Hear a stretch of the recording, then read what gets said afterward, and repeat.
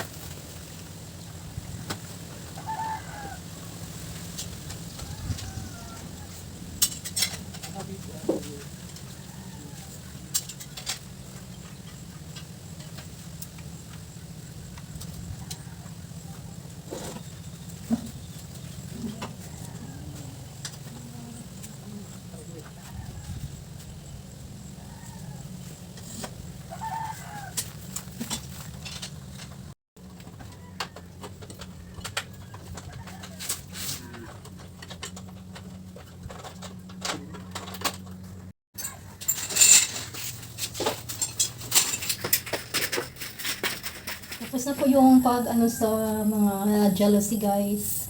Dito sa bahay ni Ken at ni Yana. Yan pong dito sa kwarto. Ito dalawa pong bintana dito sa kwarto guys. Din dito sa sala. Yan din po yan. Yung maliit na size ng bintana. At ito din po yung isa.